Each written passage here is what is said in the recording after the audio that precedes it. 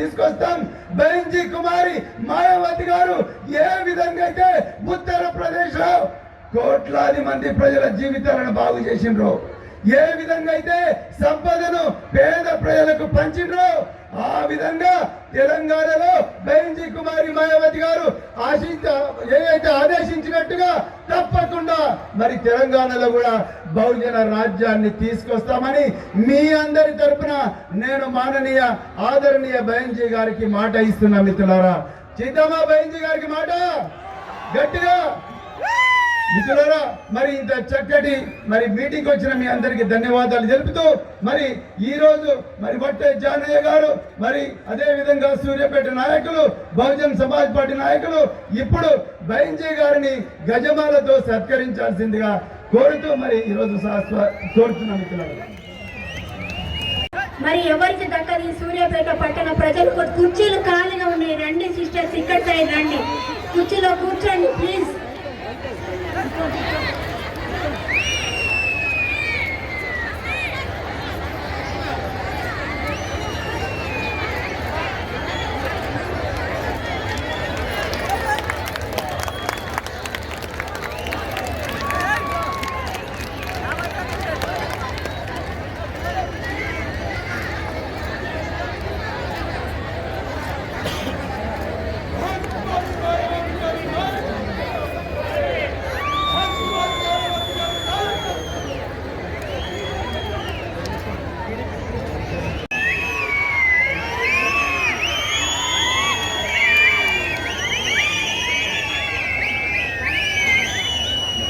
సూర్యాపేట నియోజకవర్గ అక్కా చెల్లెళ్లకు, అన్నాదమ్ములకు, మా బాబాయిలకు, మా పెదనాయలకు, మా తమ్ముళ్లకు, మా సోదరి మనులందరికీ కూడా పేరు పేరున నా యొక్క నమస్కారాలు తెలియజేస్తా ఉన్నాను. సోదరులారా, సూర్యాపేటలో గత 3 నెలల నుండి ఏం జరుగుతుందో చూస్తూ ఉండరు. తెలంగాణ రాష్ట్రం వస్తే బడుగు బలహీన వర్గాల బతుకులు బాగుపడతాయని 14 సంవత్సరాలు సుదీర్ఘ పోరాటం చేసి తెచ్చుకున్న తెలంగాణ రాష్ట్రంలో మరి 10 సంవత్సరాల నుండి అధికారాన్ని అనుభవిస్తున్నటువంటి దొర మరి ఇక్కడ ఉండబడినటువంటి మా బతుకుల సంగతి ఏందని అడిగితే మరి ఏ రకమైనటువంటి కుట్రలు చేస్తూ ఉండు మీరందరూ కూడా చూస్తూ ఉండరు.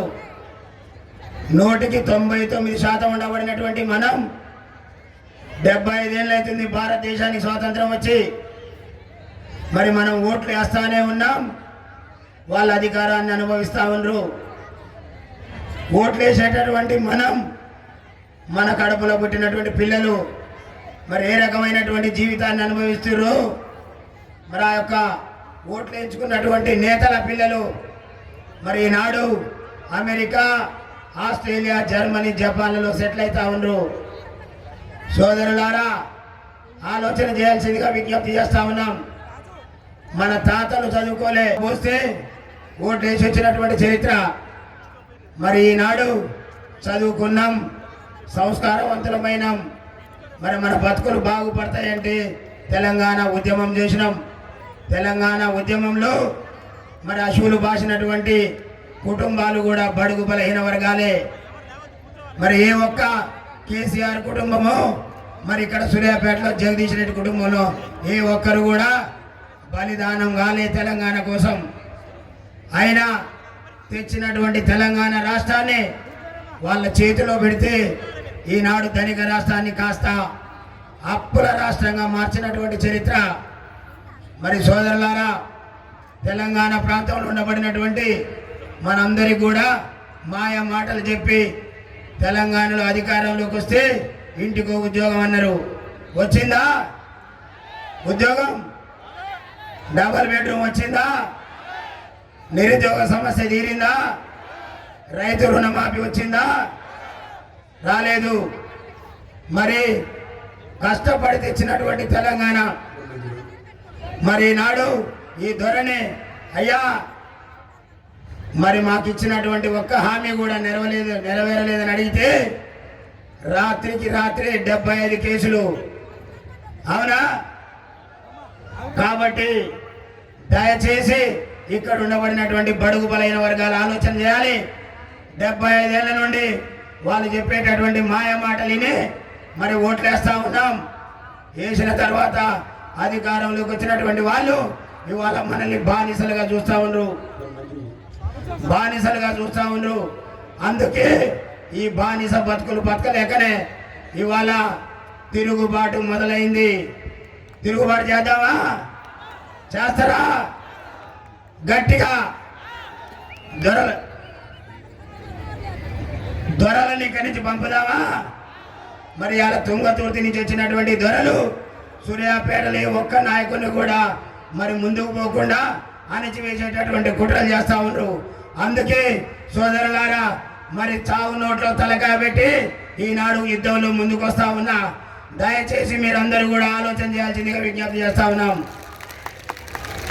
మరి మొన్న చూసిరు కదా, గట్టికల్లు గ్రామంలో జగదీశ్వర్ రెడ్డి, దామోదర్ రెడ్డి ఇద్దరు కలిసి కుట్ర చేసి ఉదయం వరకు టిఆర్ఎస్ కండువా, మరి సాయంత్రం కాంగ్రెస్ కండువా కప్పుకున్నటువంటి దొండగులు మరి మనల్ని ఆ యొక్క గ్రామంలో హతమార్చడానికి కుట్ర చేసి రాలేదా? అవునా కాదా? మరి నేను మీతో అందరూ కూడా విజ్ఞప్తి చేస్తా ఉన్నా.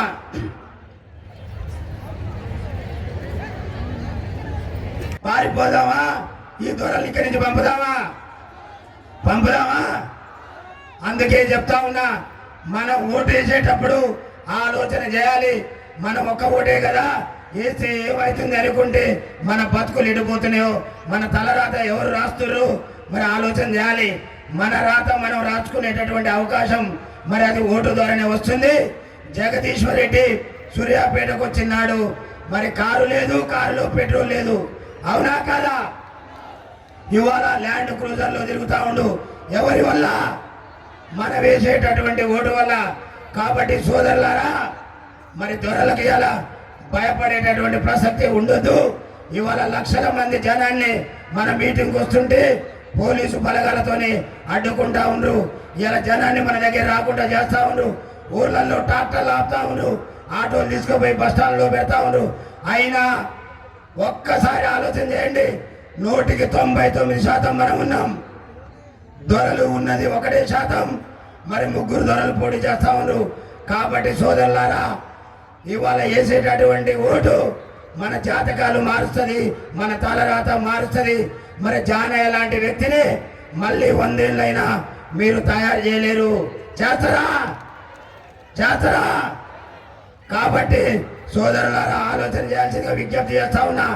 మరి మన ఓటు అనేటటువంటి ఆయుధాన్ని మరి నోటుకు అమ్ముకోకుండా, కోట సీసాలకు అమ్ముకోకుండా మరి ఆలోచన చేసి మీ బీసీ బిడ్డని బహుజనవాదాన్ని నెత్తిన పెట్టుకొని మరి మాయావతి గారి ఆధ్వర్యంలో, మన ప్రవీణ్ కుమార్ సార్ గారి ఆధ్వర్యంలో రాబోయే 5 ఏళ్లలో తెలంగాణ రాష్ట్రాన్ని బహుజన రాజ్యాన్ని స్థాపించడమే లక్ష్యంగా మరి దానికి మూలం సూర్యాపేట కావాలి.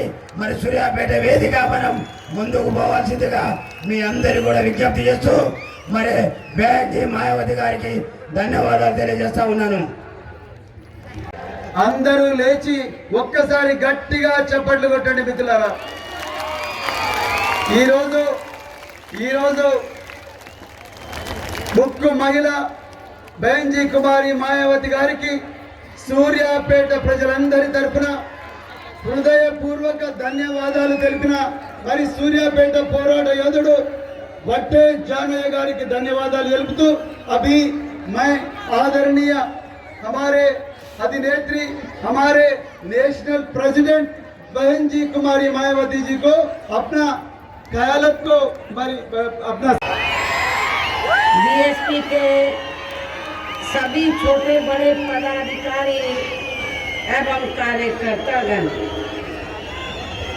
आज आप लोग यहाँ अपने तेलंगाना स्टेट में विधानसभा के लिए हो रहे आम चुनाव में अपनी पार्टी के उम्मीदवारों के समर्थन में व खासकर यहाँ के स्थानीय जो उम्मीदवार है उनके समर्थन में और इनके साथ साथ पार्टी के प्रदेश अध्यक्ष डॉक्टर आर.एस. परवीन कुमार, जो काबिल, ईमानदार, मिशनरी व निष्ठावान भी हैं, ये भी चुनाव लड़ रहे हैं। और इनको आप लोग अपना मुख्यमंत्री बनाने के खास उद्देश्य के साथ ही मुझे सुनने के लिए यहाँ भारी संख्या में इकट्ठा हुए हैं। तो उसके लिए मैं आप सभी लोगों का हार्दिक दिल से आभार प्रकट करती हूँ। हालांकि इनकी कामयाबी के लिए यहाँ के स्थानीय कोऑर्डिनेटर व नेताओं के साथ साथ केंद्रीय स्टेट कोऑर्डिनेटर एवं राज्यसभा सांसद श्री रामजी गौतम भी पूरे जी जान से लगे हैं। इनके भी मैं बहुत बहुत आभारी हूँ। और अब मैं यहाँ हो रहे विधानसभा चुनाव में ये कहना चाहूँगी कि हमारी पार्टी ये चुनाव आपके तेलंगाना स्टेट की अधिकांश विधानसभा की सीटों पर अकेले अपने बलबूते पर ही पूरी तैयारी व दमदारी के साथ ये चुनाव लड़ रही है। अर्थात हमारी पार्टी ने इस चुनाव में या किसी भी पार्टी के साथ किसी भी प्रकार का कोई भी चुनावी समझौता आदि नहीं किया। इसके साथ ही हमने बीएसपी से जुड़ने की तादाद को ध्यान में रखकर फिर उसी अनुपात में ही यहाँ सर्व समाज के लोगों को टिकट भी दिए हैं। लेकिन अब मैं आप लोगों का ध्यान यहाँ हो रहे विधानसभा चुनाव में अपनी पार्टी बीएसपी को कामयाब बनाने के लिए कुछ जरूरी बातों की तरफ दिलाना चाहती हूँ।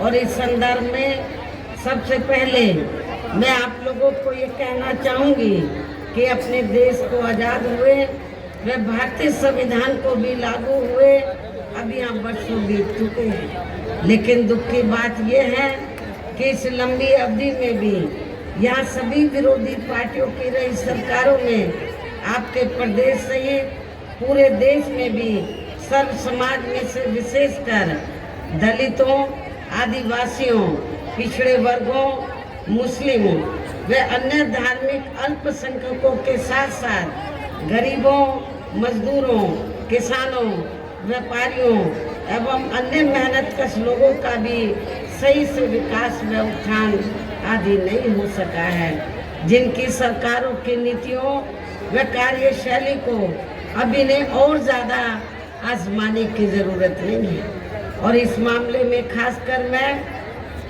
SC, ST व OBC वर्गों के लोगों को ये भी बताना जरूरी समझती हूँ कि इन्हें परम पूज्य बाबा साहब डॉक्टर भीमराव अंबेडकर के कड़े संघर्ष एवं अथक प्रयासों से भारतीय संविधान के तहत मिले कानूनी अधिकारों में से खासकर सरकारी नौकरियों में जो आरक्षण की सुविधा मिली है, तो उसे भी यहाँ शुरू से ही इन वर्गों के प्रति हीन व जातिवादी मानसिकता रखने वाली सभी विरोधी पार्टियों की रही सरकारें प्रभावहीन बनाने में तथा इसे अब धीरे धीरे खत्म करने की भी यही मुख्य वजह है कि देश में आज़ादी के बाद व शुरू में केंद्र व अधिकांश राज्यों में भी काफ़ी लंबे समय तक सत्ता में आसीन रही कांग्रेस पार्टी ने और अब पिछले कुछ वर्षों से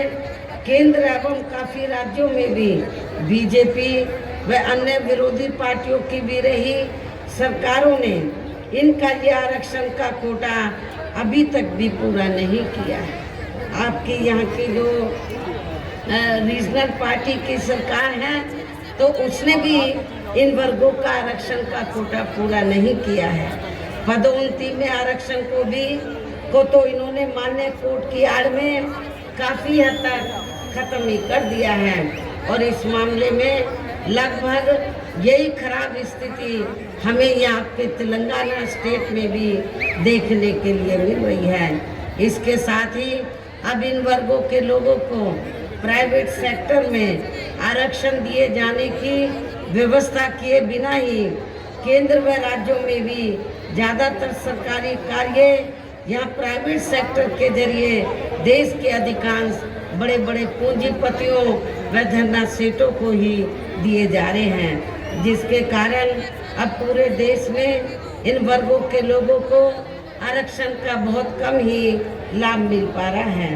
और इससे अब पूरे देश में SC व ST के साथ साथ OBC वर्गों को भी काफ़ी ज़्यादा नुकसान हो रहा है, जबकि OBC वर्गों के लोगों को ये भी मालूम होना चाहिए कि इन्हें मंडल कमीशन की रिपोर्ट के तहत आरक्षण की ये सुविधा केंद्र में कांग्रेस पार्टी की रही सरकार में नहीं मिली है, बल्कि BSP के कड़े संघर्ष एवं अथक प्रयासों से ही केंद्र में रही श्री BP सिंह की सरकार में इन्हें ये सुविधा मिली है, जिसका अब यहाँ जातिवादी विरोधी पार्टियों की सरकारें इन्हें पूरा लाभ नहीं दे पा रही हैं। इसके साथ ही श्री BP सिंह की सरकार के बारे में यहाँ मैं ये भी कहना चाहूँगी कि जब अंग्रेजों के जाने के बाद केंद्र में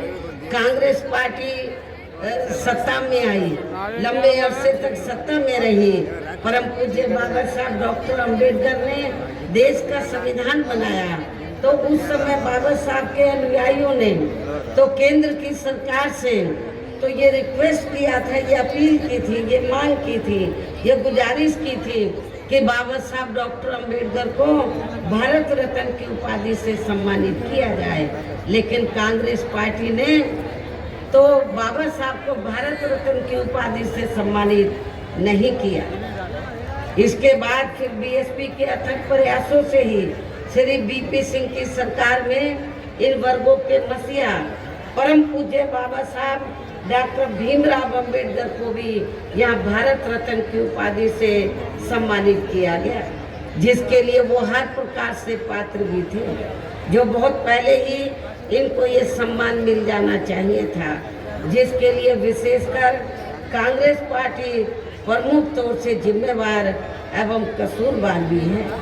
इससे इन वर्गों के प्रति इस पार्टी की हीन व जातिवादी मानसिकता साफ झलकती है, जिसने फिर इनके कारवां को आगे बढ़ाने वाले व हर मामले में समर्पित व्यक्तित्व मान्यवर श्री कांशीराम जी के देहांत होने पर केंद्र में रही इसी कांग्रेस पार्टी की सरकार के चलते इनके सम्मान में एक दिन का भी राष्ट्रीय शोक कांग्रेस पार्टी की सरकार ने घोषित नहीं किया था, जबकि उस समय केंद्र में कांग्रेस पार्टी पावर में थी।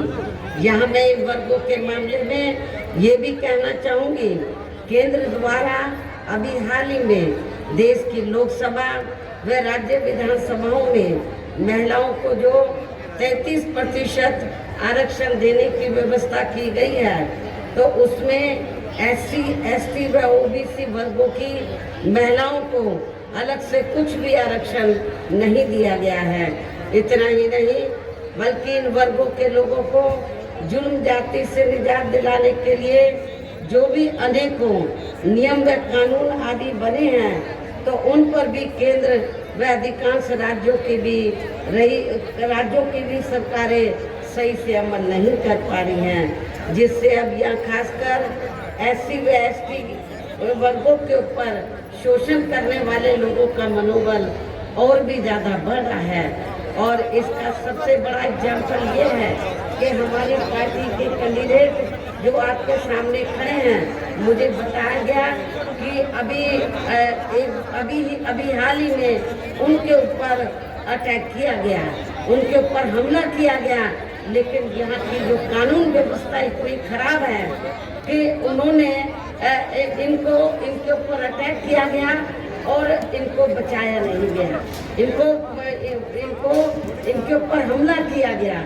ये तो इनके साथ में कुछ साथी थे तो उन्होंने इनको बचाया, इनके साथ एक दो और लोग थे, उनके ऊपर भी हमला किया गया जो काफ़ी गंभीर हालत में है। यहाँ की स्टेट गवर्नमेंट को मैं ये कहना चाहती हूँ कि जब आप कानून व्यवस्था को सुधार नहीं सकते हैं तो आपको सत्ता में बैठने का कोई नैतिक अधिकार नहीं। और इतना ही नहीं, मैं ये भी कहना चाहती हूँ कि हमारी पार्टी के उम्मीदवार के ऊपर तो जो हमला कराया गया है एक सोची समझी रणनीति के तहत कराया गया है, क्योंकि इनके मुकाबले में जो सत्ताधारी पार्टी का कैंडिडेट है और पार्टियों के कैंडिडेट हैं वो बुरी तरीके से हारे हैं। बीएसपी का कैंडिडेट जीत रहा है, इसलिए उन्होंने ये इनके ऊपर हमला कराया गया। और ये सब हमें यहाँ के तेलंगाना स्टेट में भी वीकर सेक्शन के ऊपर जो जुर्म जाती हो रही है ये सब हमें देखने के लिए मिल रहा है। इसी प्रकार हमें पूरे देश में मुस्लिम व अन्य धार्मिक अल्पसंख्यक समाज के लोगों की भी हालत कोई खास अच्छी नजर नहीं आती है। इनके साथ साथ अपर कास्ट समाज में से खासकर गरीब लोगों की भी आर्थिक स्थिति अभी भी पूरे देश में यहाँ काफ़ी ज़्यादा खराब व दयनीय हालत में बनी हुई है। इनके अलावा आपके प्रदेश सहित पूरे देश में सर्व समाज में से विशेषकर यहाँ गरीब, मजदूर, किसान, कर्मचारी, छोटा व्यापारी एवं अन्य मेहनतकश लोग भी अपनी विभिन्न समस्याओं को लेकर अभी भी हमें काफ़ी ज़्यादा दुखी ही नजर आते हैं। और इनमें से किसान वर्ग तो केंद्र की वर्तमान भाजपा सरकार द्वारा बनाई गई उनकी गलत नीतियों के कारण काफ़ी ज़्यादा परेशान व आंदोलित भी रहा है। लेकिन इन सब की मुख्य वजह हमारी पार्टी केंद्र में आपके तेलंगाना स्टेट में भी यहाँ अब तक की रही सभी सरकारों की जातिवादी, पूंजीवादी व संकीर्ण मानसिकता के तहत बनाई गई उनकी गलत नीतियों एवं गलत कार्य प्रणाली को ही काफ़ी हद तक जिम्मेवार मानकर चलती हैं। और इस मामले में खासकर इनकी गलत आर्थिक नीतियों की वजह से ही आए दिन यहाँ पूरे देश में गरीबी, बेरोजगारी व महंगाई आदि भी काफ़ी ज़्यादा बढ़ रही है। हमारी पार्टी केंद्र व राज्यों की सरकारों से भी हर स्तर पर ऐसी नीति अपनाने की लगातार ये मांग करती आ रही है कि देश में कुछ गिने चुने पूंजीपतियों व धन्ना सेठों का विकास होने की बजाय बल्कि यहाँ गरीब व आम लोगों का ही विकास होना चाहिए। इसके साथ ही अब अपने देश में भ्रष्टाचार भी हर स्तर पर काफ़ी ज़्यादा बढ़ रहा है, जिससे आपका खुद का अपना तेलंगाना स्टेट भी अछूता नहीं रहा है। यहाँ की जो स्टेट गवर्नमेंट है वो करप्ट गवर्नमेंट है, भ्रष्टाचारी सरकार है, तो ये आप लोगों को मालूम है। और इन सब के लिए हमारी पार्टी आज़ादी के बाद से लेकर अभी तक केंद्र व देश के अधिकांश राज्यों में तथा आके खुद के अपने तेलंगाना स्टेट में भी ज़्यादातर सत्ता यहाँ गलत पार्टियों में से खासकर कांग्रेस, बीजेपी व यहाँ की स्थानीय पार्टियों के हाथों में ही आने को मानकर चलती है।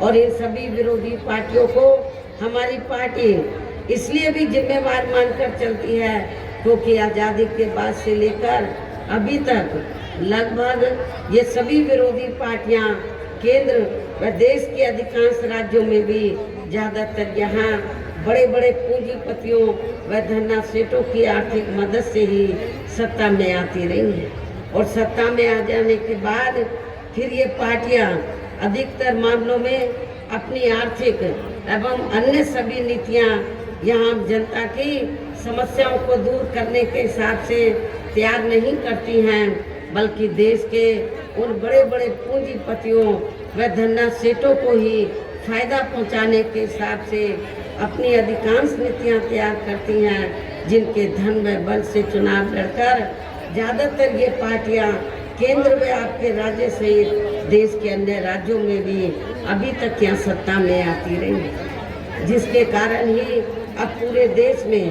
व आपके खुद के अपने प्रदेश में भी अभी भी हमें यहाँ सर्व समाज के लोग अधिकांश मामलों में अपनी विभिन्न समस्याओं को लेकर काफ़ी ज़्यादा दुखी व परेशान ही नजर आते हैं। जबकि पूरे देश में बीएसपी ही अकेली एक ऐसी पार्टी है जो विरोधी पार्टियों की तरह देश के बड़े बड़े पूंजीपतियों व धन्ना सेठों की आर्थिक मदद से नहीं बल्कि अपनी पार्टी के ही आम कार्यकर्ताओं की आर्थिक मदद से चुनाव लड़कर या केंद्र व राज्यों की सत्ता में आना चाहती है, ताकि हमारी पार्टी सत्ता में आने के बाद फिर बिना किसी दबाव के वे आज़ाद होकर सर्व समाज के लोगों की सभी समस्याओं का समाधान करके उन्हें हर मामले में हर स्तर पर खुशहाल बना सके।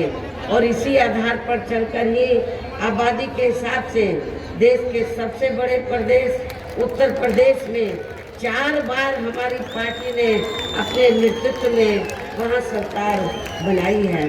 और हमने अपनी हुकूमत के दौरान वहाँ वीकर सेक्शन, खासकर जो वीकर सेक्शन के लोग हैं उनके हितों में अनेकों फैसले लिए हैं, उनको रोटी रोजी के साधन दिए हैं। और इसके साथ ही गरीब भूमिहीन लोगों को खेती करने के लिए उन्हें फ्री सरकारी ज़मीन भी दी है, जिससे वहाँ लाखों गरीब लोगों को फ़ायदा पहुँचा है।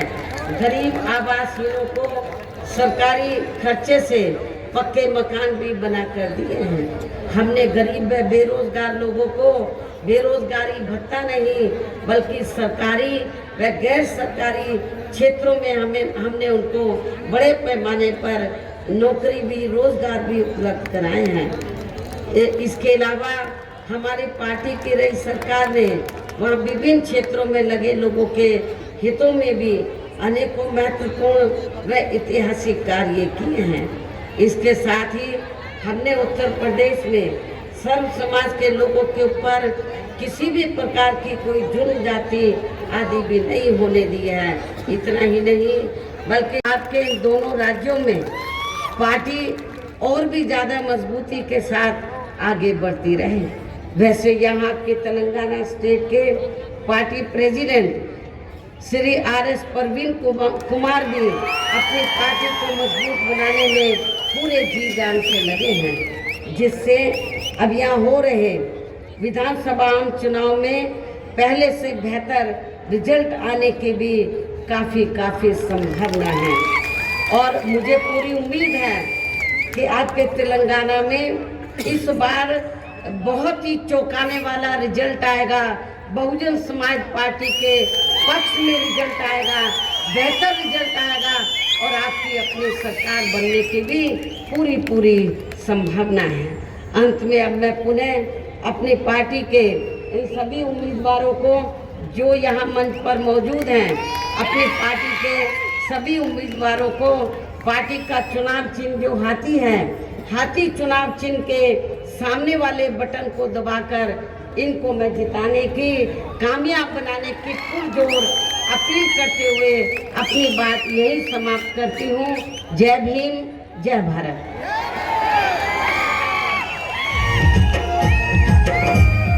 महेंद्र कुमारी मायावती गारी नायकत्व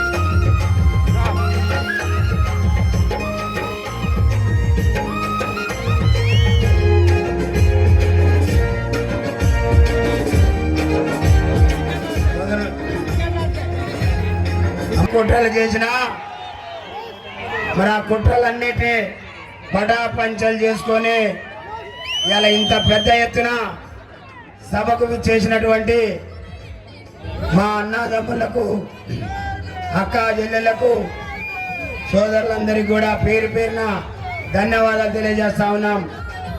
అడుగడుగున పోలీసుల నిర్బంధాలు, మీటింగ్ దగ్గర ఎంతమంది ఉన్నామో అంతకు 10 రెట్ల మంది రోడ్ల పైన ఉన్నారు. ఇవాళ స్వచ్ఛందంగా మంత్రి బెదిరింపులకు భయపడకుండా, కాంగ్రెస్ గుట్టాల బెదిరింపులకు భయపడకుండా ఒక సామాన్యమైన మీ బిడ్డ బహుజనవాది, మరి బహుజనవాదాన్ని ఎత్తుకొని ఈరోజు ఒక్క మాట చెప్తే మరి ఇంత పెద్ద ఎత్తున విచ్చేసినటువంటి మా కుటుంబ సభ్యులందరికీ పేరు పేరున ధన్యవాదాలు తెలియజేస్తా ఉన్నాం. అంతేకాకుండా మరి మనం పిలవగానే విచ్చేసినటువంటి బెహన్జీ మాయావతి గారికి, మన రాష్ట్ర అధ్యక్షులు ప్రవీణ్ కుమార్ సార్ గారికి, ఎంపీ రామ్జీ గౌతమ్ గారికి ధన్యవాదాలు తెలియజేస్తా ఉన్నాం. సోదరులారా, ఒక ఆలోచన చేయాలి.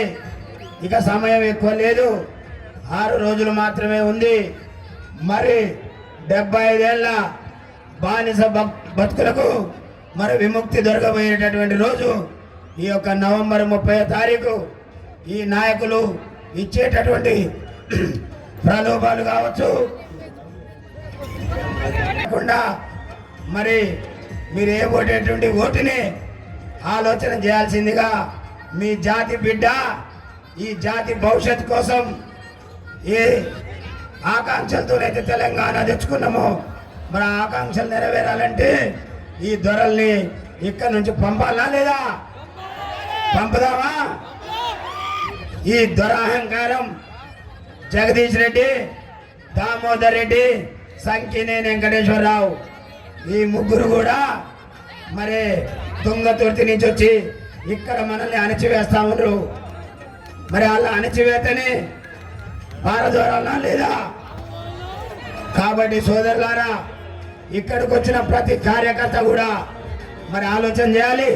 మనం ఒక్కొక్కరము ఇంకొక ఇద్దరిని మాట్లాడితే ఖచ్చితంగా సూర్యాపేటలో బహుజన జెండా ఎగురుతుందని మీ అందరికి కూడా తెలియజేస్తా ఉన్నా. కాబట్టి మరి మీ అందరికి కూడా పేరు పేరున మరొక్కసారి ధన్యవాదాలు తెలియజేస్తూ సమావేశాన్ని ముగించిందిగా తెలియజేస్తా ఉన్నాం.